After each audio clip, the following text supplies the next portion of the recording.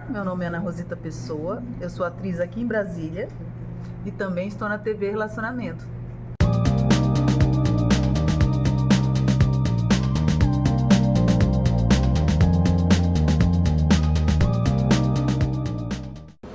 Olá, internautas, iniciamos mais um programa Gestão Executiva e hoje nós temos aqui um psicólogo que vai nos brindar com suas informações valiosas. Luciano Amato, gratidão. Muito obrigado. Eu que agradeço, Kendi, muito obrigado. Perfeito. Luciano, conta um pouquinho para os nossos internautas onde você nasceu, tá?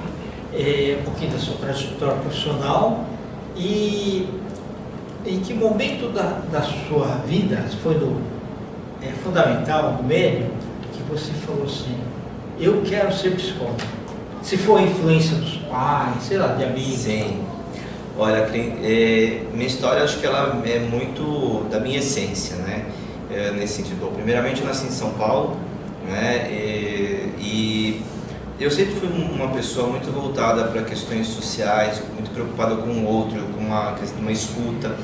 Eu costumo dizer assim, que na época, até da adolescência, eu gostava muito de ouvir meus amigos, né? E conversar muito sobre... Gostava de gente? De gente. Ah. Sempre gostei muito de gente. Então, isso já vem desde lá de trás. Porém, acho que é muito importante comentar como que a sociedade ela vai se construindo. E eu, chegou num determinado ponto, no segundo grau, eu falei, bom, que profissão que eu vou seguir? E eu cheguei à conclusão que seria a psicologia. Porém, isso em 87, 86, aliás, 85, 86, ainda existia muito preconceito. E quando eu falei que assim, eu ia seguir psicologia, minha família falou assim, mas como assim psicologia? Aquela questão de profissões de homem e profissão de mulher, né? E acabaram me convencendo que talvez não seria a profissão ideal. Eu imagino, porque assim, no Brasil, a primeira turma de psicologia se formou em 1968. Então você está falando com 18 anos depois. E nessa ocasião falava o seguinte, não, é só louquinho que vai... Mas é verdade. Tinha muito esse conceito, mas não é uma profissão que dá dinheiro, né? E eu acabei com 18 anos, né? E falei assim, então acho que eu realmente vou fazer algo que dá dinheiro. E fui fazer a faculdade de análise de sistemas. Ok. Tinha nada a ver com a psicologia. Fiquei na faculdade por 2 anos, até que em um determinado momento eu estava de manhã, a professora falando sobre limite derivada. Eu falei assim, gente, o que eu estou fazendo aqui? Foi aí que me deu esse clique e eu saí no meio da aula. Eu falei assim, não, eu vou fazer o que eu quero. Então esse foi um momento assim, para mim, importantíssimo na minha vida, porque eu tomei uma decisão por mim que influenciaria a minha vida inteira, não só a minha, mas de outras pessoas. E aí cheguei em casa e falei assim, desisti da faculdade. Eu falei, pô, você está louco? Eu falei assim, não, eu vou fazer psicologia porque é isso que eu quero. E realmente fiz, passei em 3 vestibulares, né, na época, e foi a melhor opção, a melhor decisão que eu tomei na minha vida. E você falou uma coisa importante assim, quando a gente escolhe uma coisa, naquele momento você tem que renunciar a outra coisa. Não tem jeito. Exatamente. Né? Exatamente. Quanto mais assertiva for a escolha, melhor. E acho que assim, né, aí fica uma lição que toda decisão tem uma consequência. Sim. Né? Então, que essa consequência, seja ela positiva ou não, que ela seja fruto de uma decisão nossa, porque aí você assume essas consequências dependendo do que vier, né? E não de uma decisão de algo imposto, né, ou sugerido por outras pessoas, porque eu acho que causa arrependimento. Então eu considero isso aí. Aí eu fui fazer psicologia com a ideia de ir para a área clínica, porém quando eu cheguei no segundo ano eu falei, eu preciso fazer um estágio para me entender um pouco melhor o que é a área. E as oportunidades que tinham na época eram muito mais voltadas para a área organizacional de empresa. Ok, tá. E aí eu comecei na área de seleção, comecei a atuar profissionalmente e comecei a gostar. E aí eu trago outra lição, que a gente se dá a oportunidade de conhecer coisas novas, porque eu não imaginava, não gostava, eu tinha um viés meu, que eu não gostava de trabalhar em empresa, né? Eu achava um ambiente que não era legal, pelo menos em questão de psicologia, mas eu encontrei um outro espaço que eu não conhecia, e eu falei assim, poxa, é sim uma possibilidade. e a partir daí eu fui para a seleção, me especializei depois em treinamento.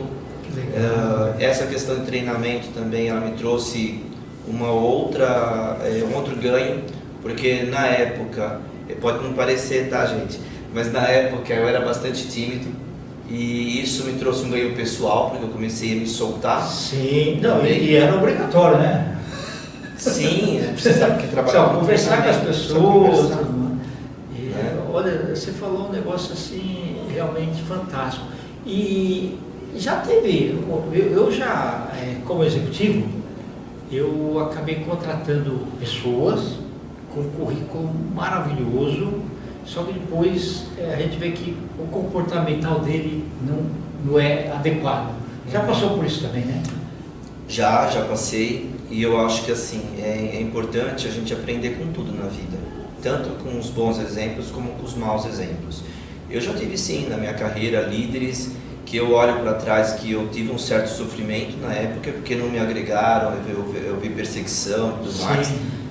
Na época eu não tinha o entendimento, então na época por falta de entendimento existia um sofrimento, mas isso me traz um ensinamento do que não fazer, do que eu não replicar. Exatamente. Quanto hoje eu sou líder. Então o que eu não posso fazer para poder respeitar as pessoas? Então mesmo essa situação me trouxe ensinamentos. Você sabia que a gente tem pesquisas, que inclusive isso é muito sério, porque tem pesquisas que mostram que 70% das pessoas saem das empresas não porque ela não gosta da empresa, mas sim, ou do que ela faz, mas sim por conta dos líderes. Certo, entendi. Porque a gente fala tanto de liderança, e a gente tem tantos casos aí, às vezes, de assédio, né, e maus líderes que também acabam prejudicando a própria equipe. Mas sem dúvida que a gente também é bom dizer que nós temos muitos bons exemplos também, né, de líderes que agregam, né, e da mesma maneira que eu tive esse líder que não me agregou, eu tive excelentes líderes que eu trago até hoje como exemplo do que fazer.